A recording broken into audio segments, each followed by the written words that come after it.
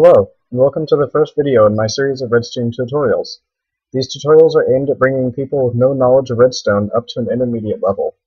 I will start by doing just the basics in the first couple of videos, so if you already know what provides power and what receives it, you can skip ahead a little bit. I will then do a video for each Redstone piece, explaining how it is used and showing how to build a cool and usually helpful device that uses it to show a practical application, so this video series has something for everyone, regardless of your experience. So without further delay, here we go. This is redstone ore that you usually find deep underground in caves or just through mining. Mining it with an iron or better pickaxe will yield redstone dust, which looks like this. On creative mode, it's found under the redstone tab and is just called redstone.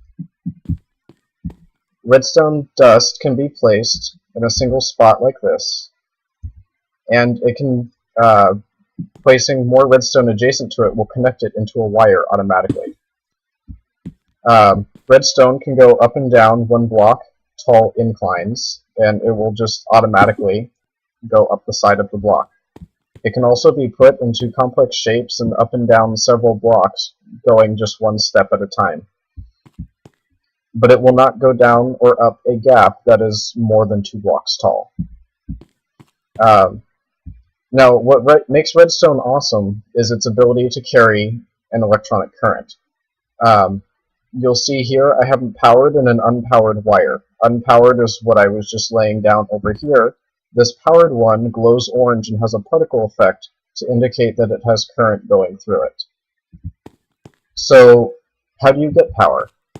The easiest way is the Redstone Torch. It has placement rules exactly like a normal torch, and it's crafted with 1 bit of redstone and 1 stick.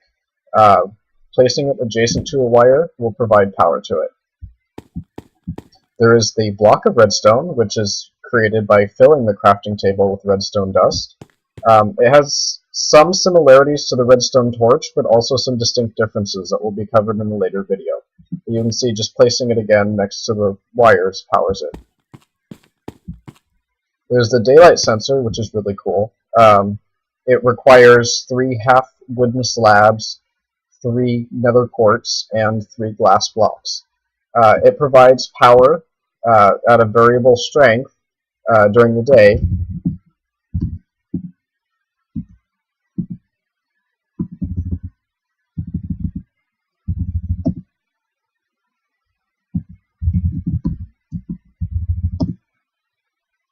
And it ceases to provide power at night.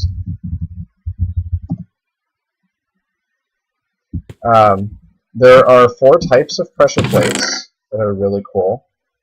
The first is the wooden pressure plate. The wooden pressure plate can be activated by mobs.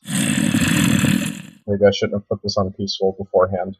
Mobs can step on them and provide power. You can shoot them with an arrow, or stand on them yourself, or you can just throw a block on top of them.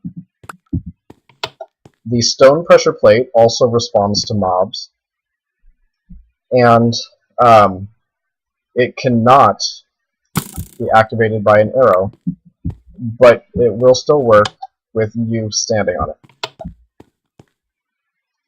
Then there's 2 more types of pressure plates that were introduced in the Redstone update, the iron and the gold weighted pressure plates.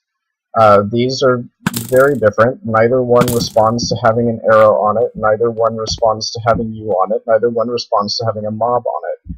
But they will respond to having blocks thrown on top of them. And they send out different strengths depending on the number of blocks on top of them, so they will each be covered in a later video. There is the button that comes in 2 varieties. It is the stone button and the wood button. Each respectively crafted with 1 block of planks or 1 block of smooth stone.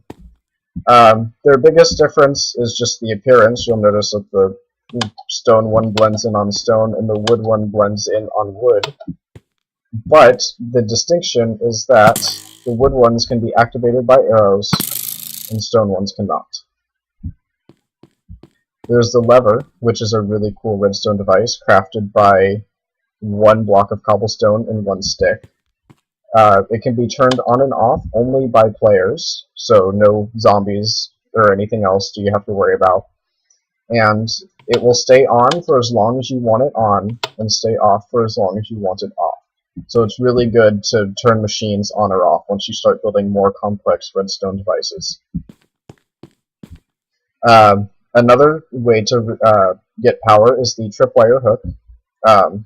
It's crafted by 1 block of wooden planks, 1 stick, and 1 iron ingot. And it is placed between 2 blocks like so, with string suspended between it. Once string is put between it, it will automatically connect itself to, or the tripwire hooks will connect themselves to each other. Stepping on it, either yourself or a mob, such as a zombie, or if your aim is really careful, hitting it with an arrow will cause it to activate. So that's the end of my first video, how to receive power. Tune into the next video and we will discuss different ways of using power.